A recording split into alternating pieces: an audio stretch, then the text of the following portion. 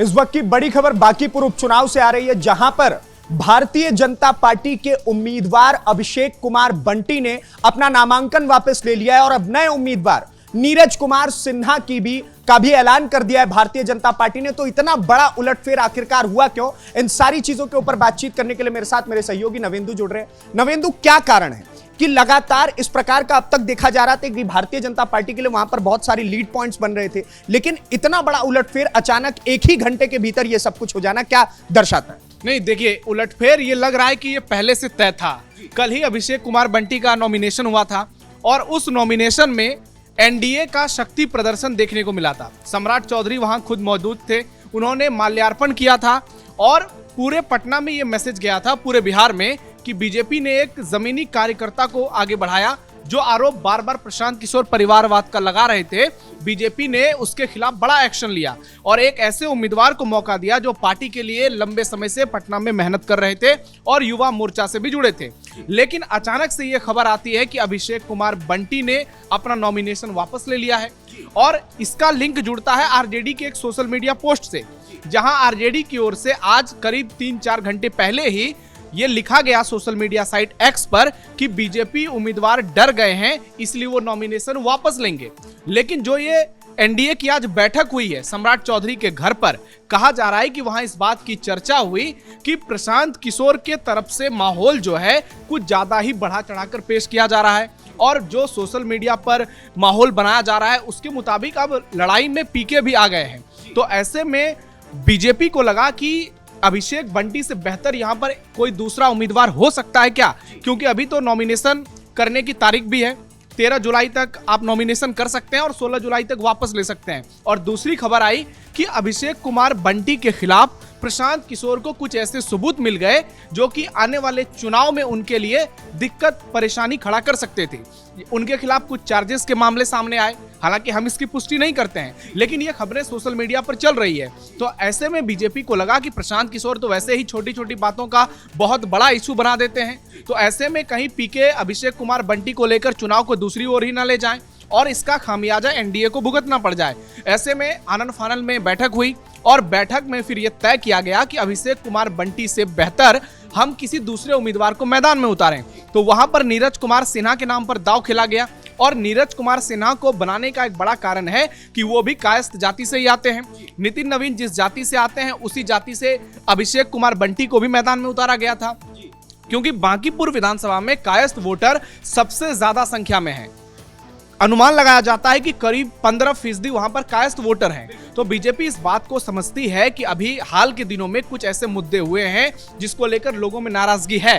हालांकि वो नाराजगी वोट कन्वर्ट में हो पाएगा या फिर नहीं हो पाएगा ये तो वक्त बताएगा, लेकिन पीके जो माहौलबाजी कर रहे हैं उसके खिलाफ बीजेपी को लगा कि कुछ बड़ा एक्शन लेना चाहिए। इसमें एक चीज तो भारतीय जनता पार्टी की तरफ से ये सवाल उठता है कि भाई आज भारतीय जनता पार्टी जो भी डिसीजन लेती है उसके डिसीजन को बड़ा पुख्ता डिसीजन माना जाता है कि बड़ा ऊपर से ये सारी की सारी चीजें पैटर्न वाइज होकर के आती हैं। और अब अचानक से ऐसा हो जाना, 3-4 घंटे के भीतर पहले आरजेडी का पोस्ट आता है और उसके बाद सच में वो चीज हो जाना, ये क्या दर्शा रहा है कि नीरज कुमार जो थे उनके साथ क्या समस्या है? देखिए, ऐसा है कि समीकरण एक झटके में पूरी तरह से नहीं बदल जाएगा, लेकिन यह जरूर है कि बीजेपी को थोड़ा बहुत नुकसान उठाना पड़ सकता है। अब समय है 15-20 दिन का, इस बीच में क्या बीजेपी इन चीजों को डैमेज कंट्रोल इसका कर पाएगी, क्या वापस से चीजों को पटरी पर ला पाएगी? क्योंकि नितिन नवीन का एक बड़ा चेहरा है, कोई भी उम्मीदवार हो फेस तो नितिन नवीन ही होंगे और नितिन नवीन अगर 30-35 साल से वहां चुनाव जीत रहे हैं तो उनका एक अपना दबदबा है, उनका एक अपना इम्पैक्ट है। तो ऐसे में चेहरा कोई भी है, चुनाव तो बीजेपी को लड़ना है। तो अगर बीजेपी इस मुद्दे को वापस से टैकल कर पाई तो अभी भी कहिए कि चुनाव में लीड बीजेपी को ही है। भले ही प्रशांत किशोर के बारे में बड़ी बड़ी बातें की जा रही हो, बड़े बड़े दावे किए जा रहे हो, लेकिन तमाम जो जातिगत समीकरण है आप देखिए कि मुस्लिम यादव को अगर मिला दिया जाए तो 20-22% वोट है। उसके अलावा जो टोटल वोट है वो तो नितिन नवीन और बीजेपी का ही वोटर रहा है वहां पर। और ये हमने पिछले चुनाव में भी देखा कि आरजेडी कैंडिडेट को केवल 46,000 वोट मिले थे और जनस्वराज की वंदना कुमारी को केवल 7,000 वोट मिले थे और नितिन नवीन को करीब 1 लाख वोट मिले थे। तो वो 60,000 का जो गैप है आरजेडी बनाम बीजेपी का, क्या वो 60,000 का गैप पीके भर पाएंगे?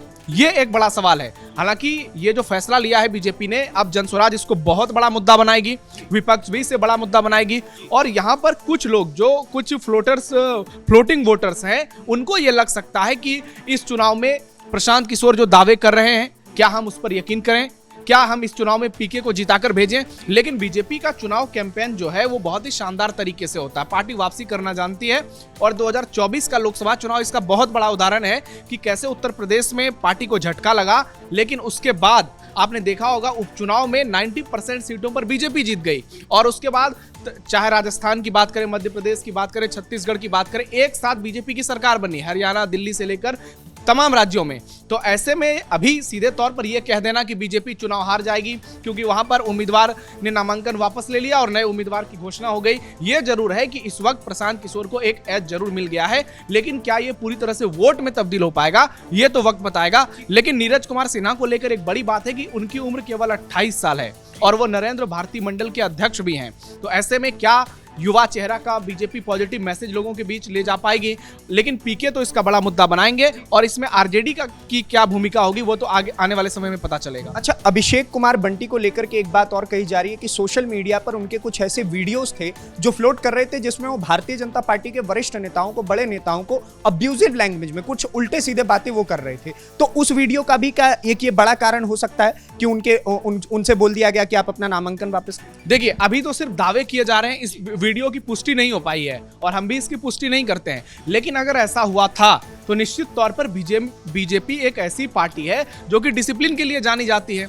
आप देखिए, गुजरात में पूरी सरकार बदलती जाती है लेकिन कोई आवाज नहीं करता है, क्योंकि पता है कि जो फैसले लिए जाते हैं वो पार्टी हित में होता है, वो कार्यकर्ताओं के हित में होता है। और कई जगह हमने देखा है, कई राज्यों में दिल्ली से ऑर्डर आता है और बड़े बड़े चेहरों को एक झटके में बदल दिया जाता है। लेकिन नरेंद्र मोदी के नाम पे वोट मिलता है, पार्टी की अपनी एक स्ट्रेटजी होती है, इसलिए जो लोकल लीडरशिप होती है वो कई बार बगावत तो करती है, लेकिन वो बगावत इतनी बड़ी नहीं होती है कि वो हेडलाइंस बन जाती है। तो ऐसे में अगर अभिषेक कुमार बंटी ने ऐसा कुछ किया है, पार्टी आलाकमान के खिलाफ कुछ अपशब्दों का उपयोग किया है, तो निश्चित तौर पर बीजेपी तो इसे बर्दाश्त नहीं करेगी, क्योंकि अभी चुनाव में तो 15-20 दिन का वक्त है और ऐसे में चुनाव पूरी तरह से इधर से उधर हो सकता था। तो इन तमाम चीजों पर बीजेपी ने होमवर्क किया होगा और इसलिए उन्होंने बड़ा फैसला लिया है, पीएम मोदी, अमित शाह की ओर से, नितिन नवीन की ओर से, और अब नीरज कुमार सिन्हा को मैदान में उतारा गया है। लेकिन अब मुकाबला यहां से और ज्यादा रोचक होगा।